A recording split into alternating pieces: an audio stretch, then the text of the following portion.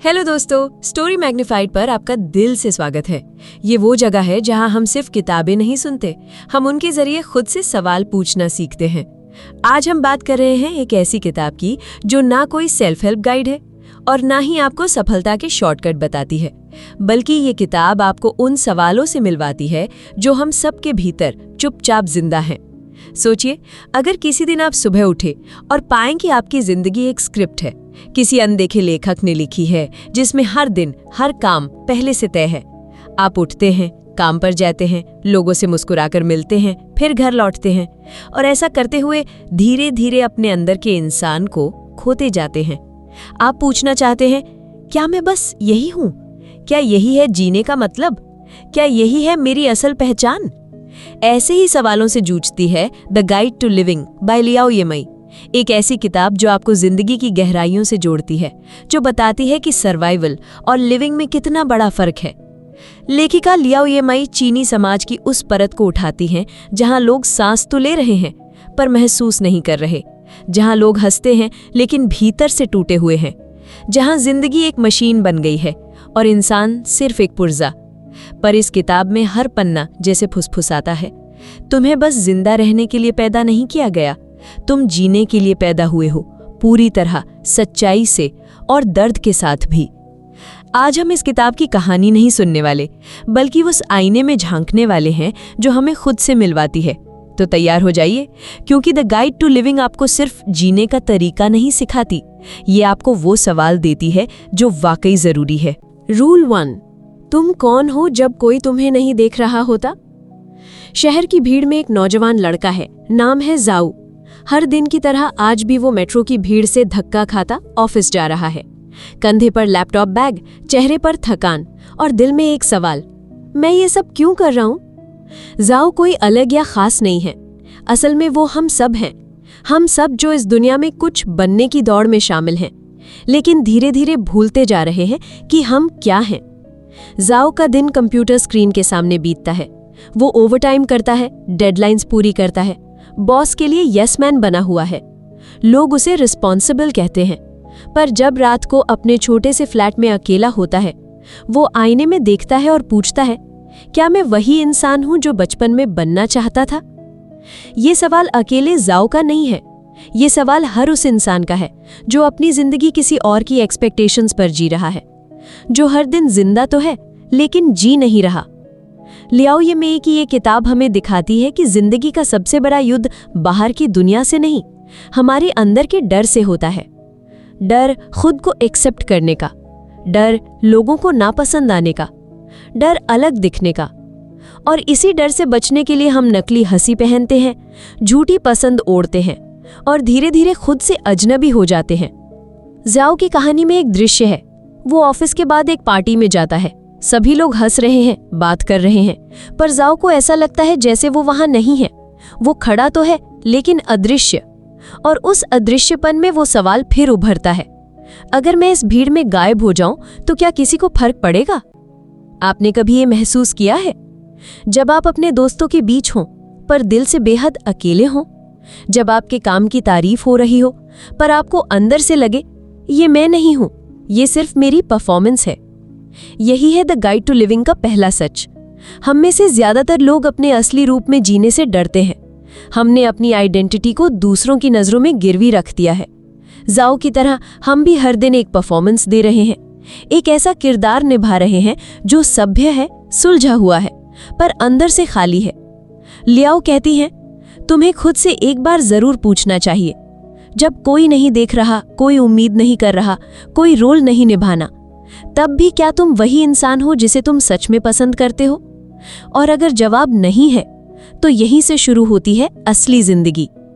जाओ के लिए उस सवाल का सामना करना आसान नहीं था, पर जब उसने उस सवाल को टालना बंद किया, वो पहली बार खुद को देखने लगा, ना किसी जजमेंट के साथ, ना किसी कंपैरिजन के साथ, बस एक सच्चाई के साथ। द गाइड टू लिविंग हमें यही सिखाती है कि जिंदगी तब शुरू होती है जब हम नकाब उतारते हैं और खुद से नजर मिलाते हैं। अगले भाग में हम जानेंगे, जब आप अपनी सच्चाई को अपनाते हैं तो समाज आपको कैसे देखता है और क्या आप उसके लिए तैयार हैं? रूल 2, सच बोलो चाहे उसकी कीमत तन्हाई ही क्यों न हो। जाओ की जिंदगी में एक मोड़ तब आया जब उसने पहली बार अपने बॉस को कहा, मुझे ये काम करने में दिलचस्पी नहीं है। कोई गुस्सा नहीं हुआ, कोई चीखा नहीं, लेकिन कमरे में एक अजीब सी चुप्पी छा गई। वो दिन उसके लिए बहुत भारी था, ना सिर्फ इसलिए कि उसने एक ना बोला, बल्कि इसलिए कि पहली बार उसने अपने मन की बात कहने की हिम्मत की। और यही वो लम्हा था जब उसने महसूस किया कि सच बोलना आसान नहीं होता, खासकर जब आप उस दुनिया में रहते हैं जहां लोग सच से डरते हैं। लियाओ ये मैं इस किताब में बार बार कहती हैं कि सच बोलने का मतलब है खुद के लिए खड़ा होना, भले ही पूरा समाज आपको अजीब समझे। जाओ की इस सच्चाई ने उसे बहुत कुछ सिखाया। उसके दोस्त उससे दूर होने लगे, ऑफिस में लोग उसे कॉम्प्लिकेटेड कहने लगे, यहाँ तक कि उसकी माँ ने कहा कि दुनिया के साथ चलना सीखो बेटा, यूं अलग मत बनो। क्या ये दर्दनाक था? हाँ। क्या वो टूट गया? बिल्कुल। पर क्या उसने पछताया? कभी नहीं, क्योंकि उस दिन पहली बार जाओ ने वो किया जो उसके दिल के करीब था। असल में इस किताब का यही सबसे भावुक हिस्सा है कि सच अकेलापन लाता है, लेकिन उसी में आज़ादी भी छुपी होती है। आप देखिए, हम में से कितने लोग हैं जो दूसरों की फीलिंग्स का ध्यान रखते रखते अपनी सच्चाई को दबा देते हैं।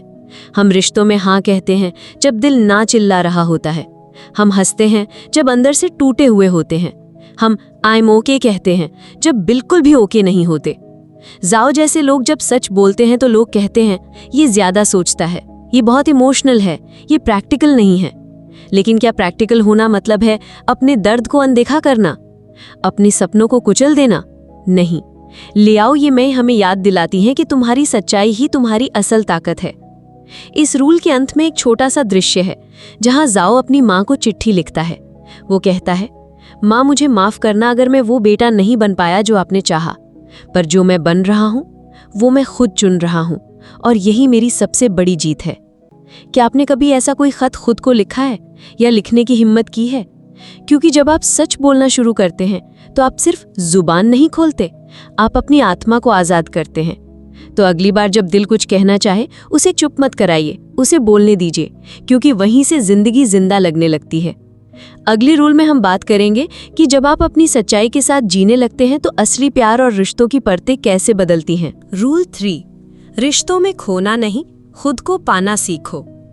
जाओ को मेलिंग से पहली नजर में प्यार हो गया था। वो दोनों एक थिएटर ग्रुप में मिले थे जहाँ रिहर्सल की लाइटें बुझ जाती थीं, पर उनकी आंखों में एक नई रोशनी जलती थी। हर शाम मेलिंग की मुस्कान जाओ की सारी थकान मिटा देती थी। जाओ ने सोचा, अब मेरी जिंदगी पूरी हो गई है, अब मैं अकेला नहीं हूं। पर धीरे धीरे वो रिश्ता एक बोझ में बदलने लगा। जाओ हर समय मेलिंग की पसंद के कपड़े पहनने लगा, उसी के पसंदीदा म्यूजिक सुनता, उसी की सोच में खुद को ढालने की कोशिश करता। वो भूल गया था कि प्यार में हम बनते हैं, लेकिन मैं मिटाया नहीं जाता। द गाइड टू लिविंग में लियाओ ये में बहुत गहराई से समझाती हैं, रिश्ते हमें पूरा करने नहीं आते, बल्कि हमें आईना दिखाने आते हैं। जाओ को ये आईना तब दिखा जब मेलिंग ने एक दिन कहा कि तुम अब वो जाओ नहीं रहे जिससे मैं मिली थी। तुम हर वक्त मुझे खुश रखने में लगे रहते हो, पर खुद के चेहरे से मुस्कान ही गायब हो गई है। उस वक्त जाओ को समझ आया कि वो मेलिंग से प्यार नहीं कर रहा था, बल्कि वो मेलिंग के जरिए खुद को खो रहा था। कितना अजीब है ना, अक्सर हम सोचते हैं कि किसी को खुश रखना ही प्यार है, पर सच्चाई ये है कि जब हम अपनी पहचान छोड़ देते हैं तो रिश्ता बोझ बन जाता है, इमोशनल जेल बन जाता है। लियाओ कहती हैं, अगर कोई रिश्ता आपको खुद से दूर कर दे तो वो रिश्ता नहीं, वो एक इम्तिहान है। जाओ ने खुद से ये सवाल पूछा, क्या मैं खुद के लिए जी पा रहा हूँ? क्या मैं अपनी खुशी, अपनी आवाज, अपने सपनों को जिंदा रख पा रहा हूँ? और जवाब था नहीं। तो एक शाम जब सूरज डूब रहा था, जाओ ने मेलिंग से कहा, मैं तुमसे प्यार करता हूँ, लेकिन उससे ज्यादा जरूरी है कि मैं खुद को फिर से प्यार करना सीखूं। उस दिन जाओ अकेला जरूर था, पर वो खोया हुआ नहीं बल्कि पाया गया इंसान था। इस रूल में लियाओ हमें सिखाती हैं कि रिश्ते तभी खूबसूरत होते हैं जब दोनों लोग खुद को बनाए रखते हैं। हम अक्सर अपने पार्टनर के लिए सब कुछ बन जाना चाहते हैं, लेकिन क्या आपने कभी सोचा कि अगर आप सब कुछ बन गए तो आप खुद क्या रहेंगे? रिश्तों की सबसे बड़ी परीक्षा यही है, क्या आप एक दूसरे के साथ रहते हुए भी खुद को याद रख पा रहे हैं? जाओ और मेलिंग की कहानी एक प्रेम कथा थी जो अधूरी होते हुए भी बहुत कुछ सिखा गई। तो अगर आप किसी को प्यार करते हैं तो सबसे पहले खुद को मत भूलिए, क्योंकि जो इंसान खुद को खो देता है वो किसी और को भी पूरी तरह प्यार नहीं कर सकता। रूल 4 में हम जानेंगे कैसे अकेलापन डरावना नहीं बल्कि जिंदगी का सबसे बड़ा उपहार बन सकता है। रूल 4, अकेलापन डर नहीं दर्पण है।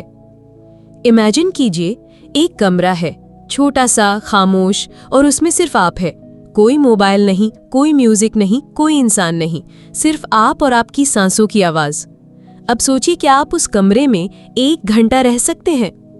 ज्यादातर लोग कहेंगे नहीं, क्योंकि अकेलापन हमें डराता है। लेकिन द गाइड टू लिविंग कहती है कि अकेलापन डर नहीं है, ये वो जगह है जहां आप खुद से मिलते हैं। कहानी है लिया हुआ की, एक लड़की जो बाहर से बेहद खुश मिजाज दिखती थी, पार्टीज की जान, सोशल मीडिया की स्टार, लेकिन जैसे ही घर लौटती अंदर एक शून्य उसे निगलने लगता था। उसने कभी खुद से अकेले समय बिताने की कोशिश नहीं की थी, क्योंकि उसे डर था कि कहीं अकेलेपन में उसकी असली सच्चाई सामने ना आ जाए। एक दिन उसने एक नोट लिखा, मैं सबके साथ हूं पर खुद के बिना जी रही हूं। लियाओ इमे इस किताब में यही रेखांकित करती हैं कि अकेलापन उस आईने की तरह होता है जिसमें हम वो देखते हैं जो दुनिया नहीं देखती, हमारा अधूरापन, हमारी असुरक्षाएं, हमारी अनकही इच्छाएं। लिया हुआ ने खुद से भागना बंद किया। उसने हर दिन सिर्फ 10 मिनट का मी टाइम शुरू किया, बिना कोई डिवाइस, बिना कोई शोर, सिर्फ एक डायरी, एक खिड़की और एक कप चाय। धीरे धीरे वो उन सवालों से डरना बंद कर पाई। मैं कौन हूँ? क्या मुझे वाकई ये सब चाहिए जो मैं दिखा रही हूँ? क्या मेरी खुशी रील्स और लाइक्स में है या कहीं और यहीं से उसकी जिंदगी बदल गई। अकेलापन अब उसके लिए एक डर नहीं बल्कि एक दोस्त बन गया था। लियाओ कहती है कि जो इंसान अकेले रहना सीख लेता है वो कभी भी किसी के साथ गलत समझौता नहीं करता, क्योंकि जब आप खुद की संगत में सहज हो जाते हैं तब कोई भी रिश्ता आपकी जरूरत नहीं, आपकी पसंद बनता है। अकेलापन का मतलब ये नहीं है कि आप टूट गए हैं, बल्कि ये वो समय है जब आप खुद को जोड़ रहे होते हैं। लिया हुआ की तरह अगर आप भी अकेलेपन को अपनाने का साहस करें तो आप उस गहराई तक पहुंच सकते हैं जहां आप सिर्फ सांस नहीं लेते बल्कि जिंदा महसूस करते हैं। इस रूल में लियाओ हमें ये सिखाती है कि अकेला समय बिताना एक लग्जरी नहीं बल्कि एक जरूरी अभ्यास है। तो अगली बार जब आपको अकेलापन महसूस हो तो उससे डरिए मत, उसे अपनाइए, क्योंकि अकेलापन वो जगह है जहां आप सबसे ज्यादा खुद के करीब होते हैं। रूल 5 में हम जानेंगे कामयाबी से ज्यादा जरूरी है सच्चाई से जीना, और ये बात कितनी गहराई रखती है। रूल 5, कामयाबी से ज्यादा जरूरी है सच्चाई से जीना। एक शाम बीजिंग की सड़कों पर भागती हुई चैनली अपनी स्कूटी रोकती है एक बड़ी सी बिल्डिंग के सामने। वो आज प्रमोशन की पार्टी से लौट रही है। लोगों ने उसे क्लैप किया, शैंपेन उड़ाया और उसके सक्सेस को सलूट किया, पर चैनली का चेहरा बिल्कुल खाली था। क्यों? क्योंकि वो जानती थी ये वो सपना नहीं था जो उसने कभी देखा था, बल्कि वो सपना था जो समाज ने उसके लिए चुना था। लियाओ यिमे की इस किताब में चैनली जैसे कई किरदार आते हैं जो ऊंचाइयों पर तो पहुंच जाते हैं लेकिन फिर भी अंदर से खाली रह जाते हैं, क्योंकि उनकी जिंदगी सक्सेस की दौड़ तो जीत जाती है पर सोल की सच्चाई से हार जाती है। लियाओ कहती हैं, कभी कभी जो चमकता है वो सोना नहीं होता और जो अंदर से रोशन है वो दिखता नहीं पर जीता है। चैनली की जर्नी हमें ये दिखाती है कि जब आप अपनी जिंदगी का मीनिंग दूसरों के नजरों से तय करते हो तो आप खुद को खोने लगते हो। प्रमोशन, सैलरी, सोशल स्टेटस, ये सब अच्छे हैं, लेकिन जब ये आपके दिल की दिशा से अलग चलें तो वो सक्सेस नहीं, एक बोझ बन जाती है। चैनली ने कुछ महीनों बाद अपनी नौकरी छोड़ दी, नहीं किसी गुस्से में नहीं बल्कि एक शांति के साथ। उसने वो किया जो उसका दिल कहता था। एक छोटी सी आर्ट गैलरी खोली जहां वो हर रोज बच्चों को चित्र बनाना सिखाती है। कम पैसे हैं पर असली खुशी है, कम शोहरत है पर भीतर की संतुष्टि है। लियाओ यहीं पर हमें झकझोरती हैं कि दुनिया आपको बार बार बताएगी कि सक्सेस कैसे दिखती है, पर आपकी आत्मा ही बताएगी कि सैटिस्फैक्शन कैसा महसूस होता है। कई बार हम अपनी पहचान को डेजिग्नेशन से जोड़ लेते हैं, पर सच्ची पहचान वो होती है जो आप तब भी रहते हो जब कोई आपको अपलॉज नहीं देता।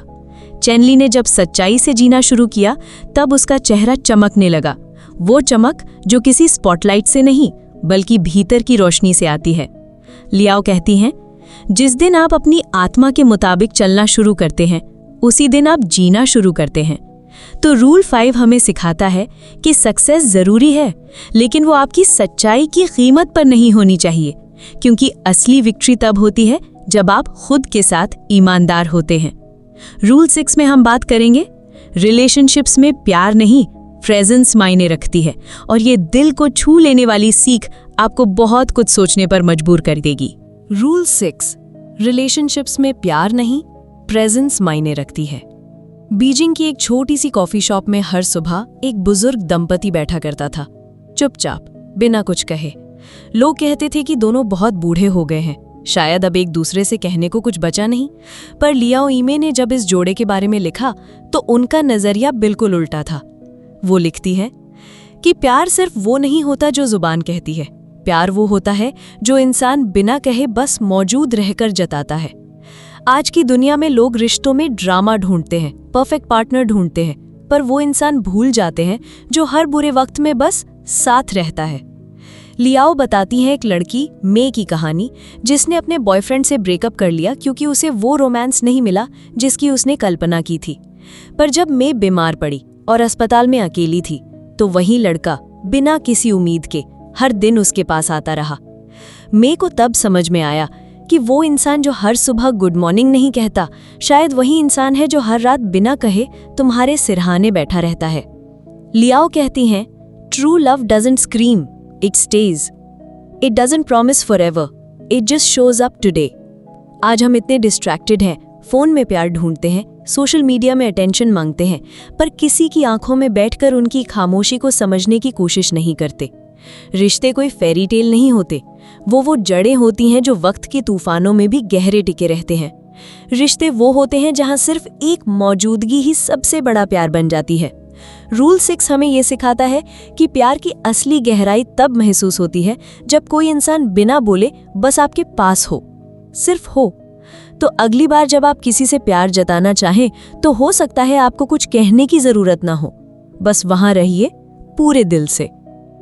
रूल 7 में हम जानेंगे जीवन की सबसे खूबसूरत बातें प्लान नहीं होती, वो घटती हैं, और ये हिस्सा आपको जिंदगी को हल्का पर असली तरीके से देखने में मदद करेगा। रूल 7, जीवन की सबसे खूबसूरत बातें प्लान नहीं होती, वो घटती हैं।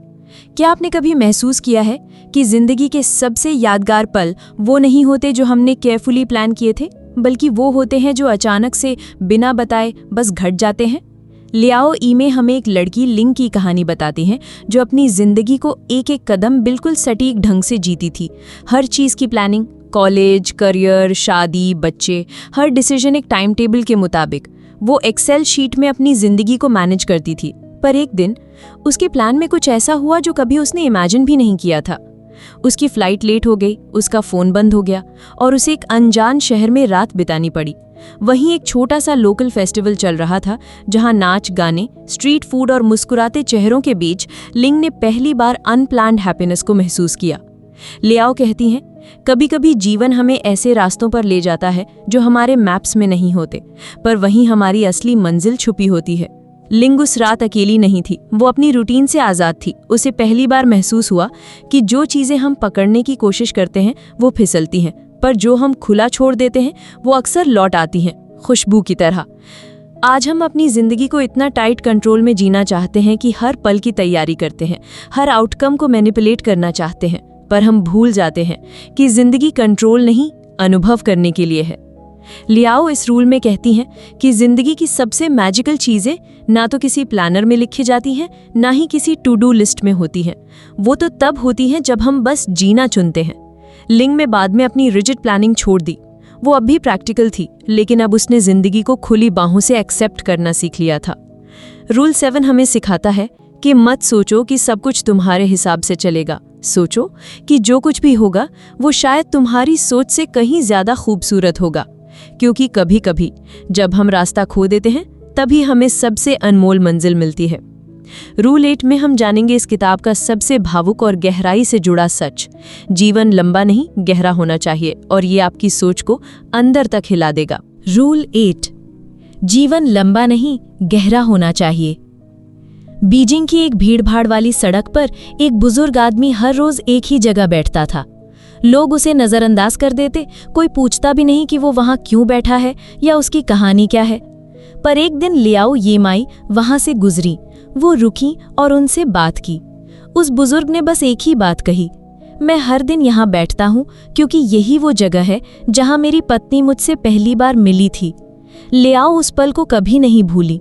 उन्होंने लिखा, वो आदमी अमीर नहीं था, मशहूर नहीं था, शायद उसने बड़ी जिंदगी नहीं जी, पर उसकी जिंदगी में एक गहराई थी जो बहुत लोगों की लंबी जिंदगी में भी नहीं होती।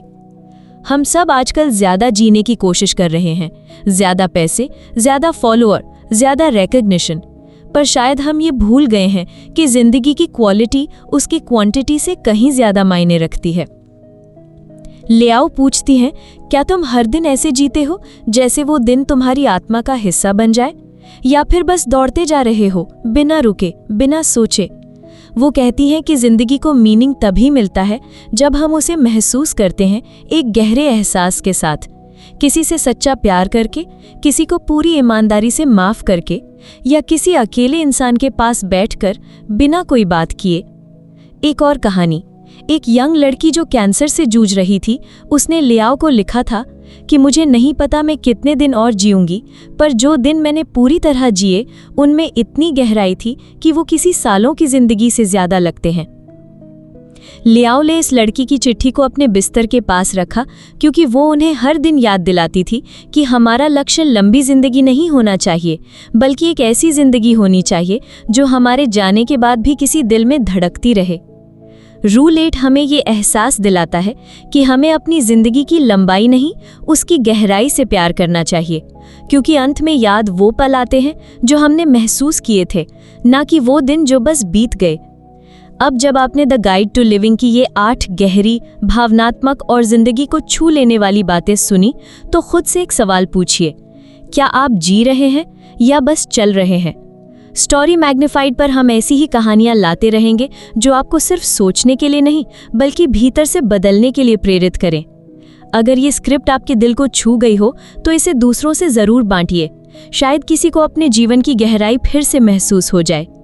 जिंदगी छोटी है, पर उसकी गहराई वो आप तय करते हैं। जय हिंद।